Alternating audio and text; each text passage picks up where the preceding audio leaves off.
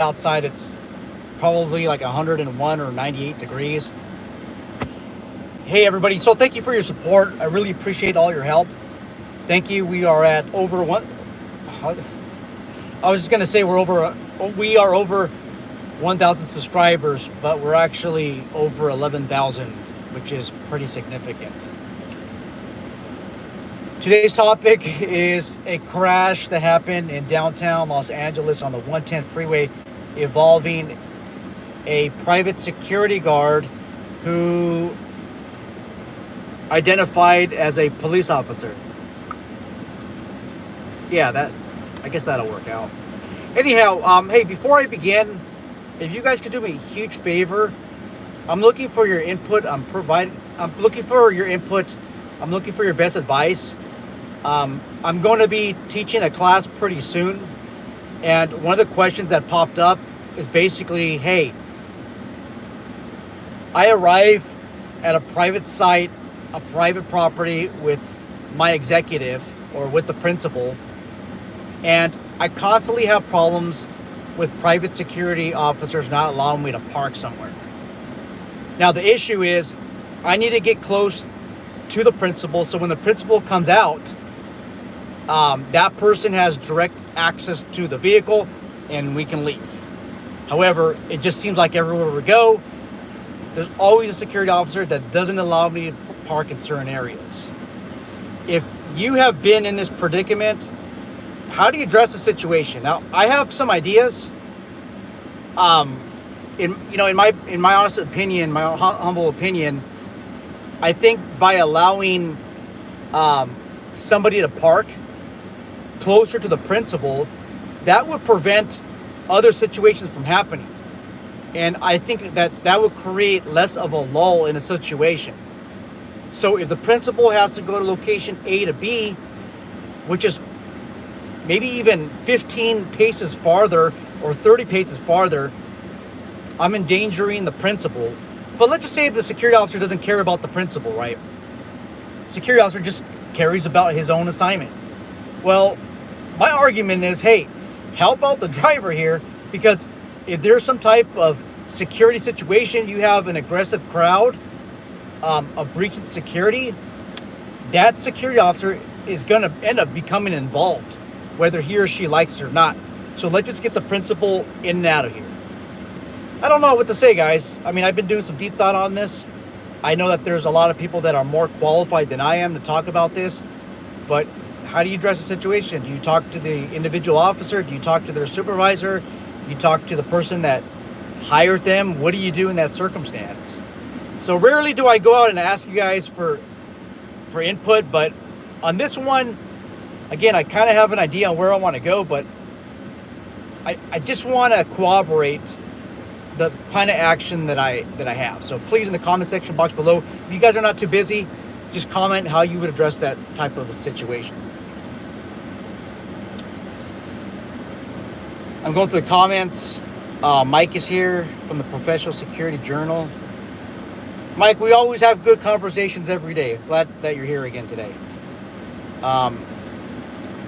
Mr. Fusion's here. He talks about Jeremy versus the Florida man.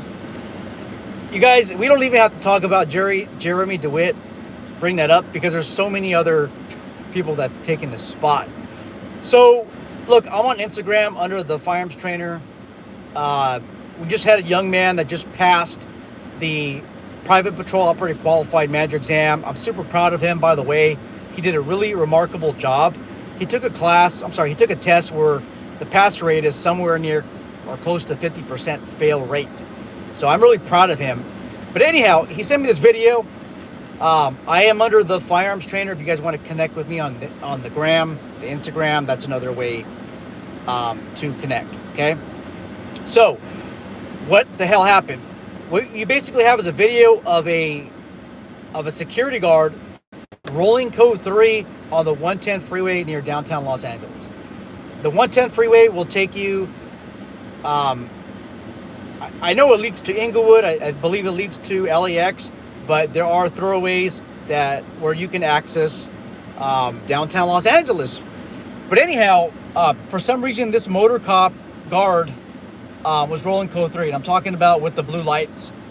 And then he ended up getting into a crash. I think somebody crashed into him, and he was significantly injured. Okay. Number one is this. In California, you cannot roll. Well, first off, I hope this guy is good. And that's my primary concern. Hopefully he's not severely injured. Hopefully he learns from this mistake. And hopefully he's going to be able to go on to bigger and better things. And if you are this guard that was driving code 3 on the freeway and you want to talk about it, send me email. Send me email to ssundal@crimebullet.com. My email address is all over the place. Anyhow, what was I going to say? Oh, yeah. Okay, so he was injured. Somebody crashed into him. What are the legalities of this? As a private security guard in the state of California, you absolutely cannot drive code 3 on a freeway. And what is code 3? Code 3 is basically you're activating emergency lights and siren. Why can't you do that? Well, number one is you're not a peace officer. Peace officers and first responders, if you're a security officer, you're not a first responder. You're not classified by the California Vehicle Code as a first responder, by the way. But generally, first responders, EMS, fire, law enforcement, they can drive code 3 on the roadway. You have to have your lights and siren activated. Okay. Now, there's a significant amount of training that you have to go through. It's called EVOC, Emergency Vehicle Operations Center. You learn how to drive appropriately, right? And EVOC, I think is it 2 days or 3 days? It could be a week depending on where you go. FLETC, it's probably everything there is probably a week. You learn how to survive, or you learn how to drive out of a skid, right? You go through a skid pan, they call it. They water it down. It's super fun. You get into a skid and then you drive out of it. You learn emergency driving, which involves braking, evasive maneuvers, all the fun stuff. In addition to that, California Post, the Peace Officer Standards of Training, recommends for motor cops that they attend it's usually an 80-hour motorcycle officer school, motor school, which is very difficult. You're looking at an easy, I think it's like 20 to 30% failure rate. Not everybody makes motor school, guys. And what ends up happening is you get these novice motorcycle riders. You give them a uniform, you give them a security badge, and you allow them to put lights and siren on their motorcycle, and now they think that they're motor cops. They think they're motor cops, which is far from the truth. Okay? And what do you end up happening is you get somebody that is not able to defensively drive as good as the other guys, as good as somebody that's qualified or certified, right?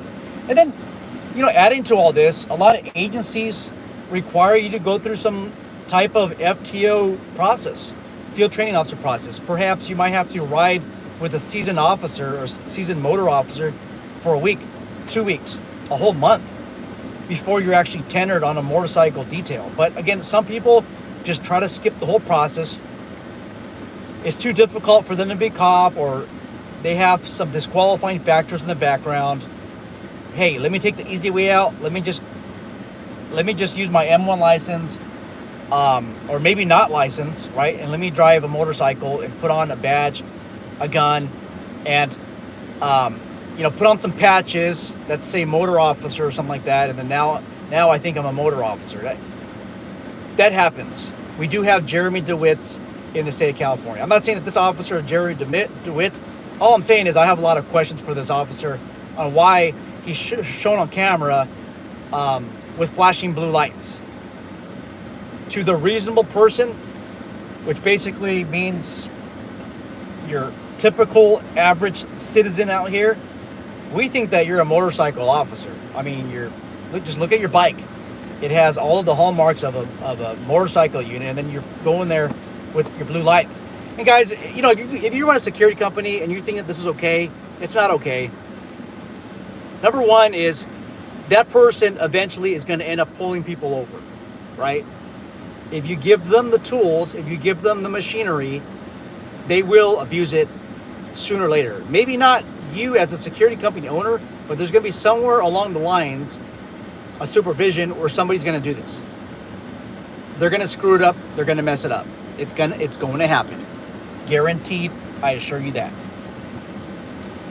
Second, you don't have qualified immunity. Okay?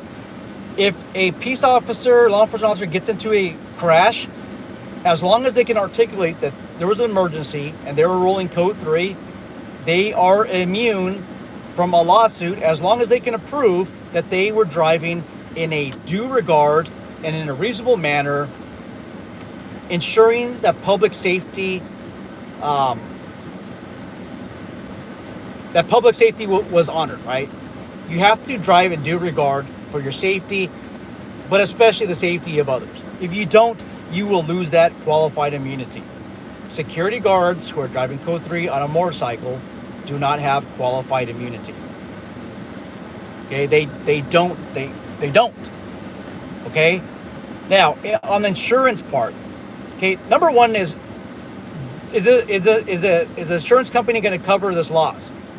Okay, and the answer is probably not. If I'm an insurance company, I'm going to make an argument. Number one is I'm not supposed to be covering you if you're committing a crime, right? And the crime, and we're pushing a little bit, it's impersonating a peace officer, right?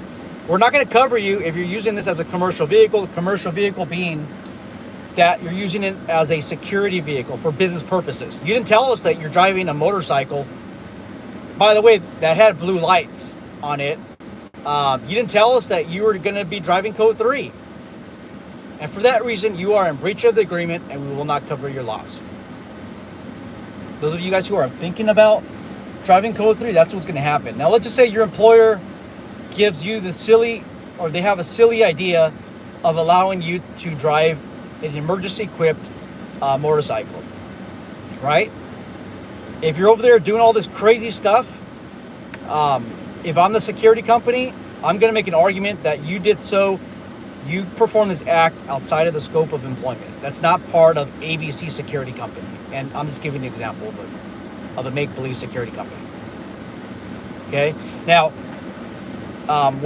what the plaintiff in a case is going to argue is, well, wait a minute. It is foreseeable that when you equip a motorcycle with emergency lights and siren, they are most likely, it is foreseeable that somebody who's given that type of vehicle is going to abuse their privileges. They're going to abuse their authority. And honestly, the security company is not going to win in that circumstance.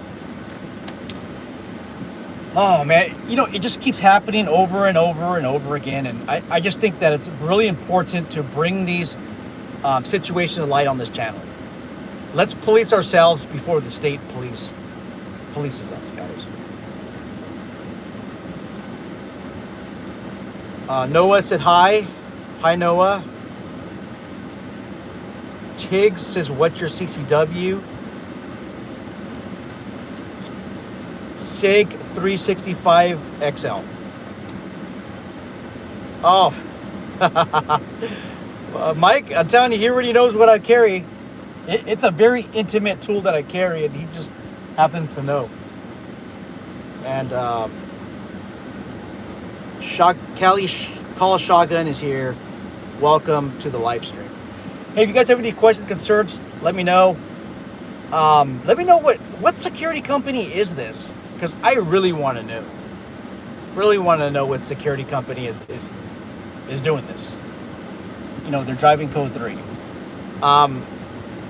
Last but not least, please, guys, if you're just tuning in, if you could please help me out with an answer.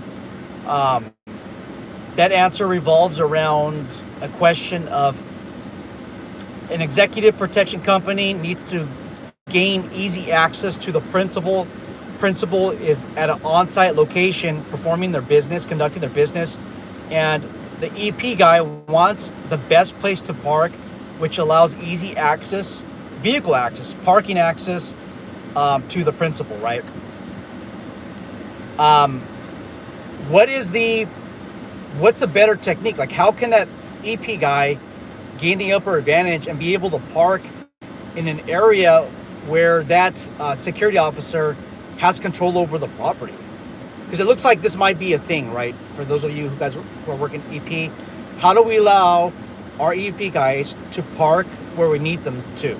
Like, what's the best solution? That's all I got, guys. Take care, and please be safe out there, and I'm looking forward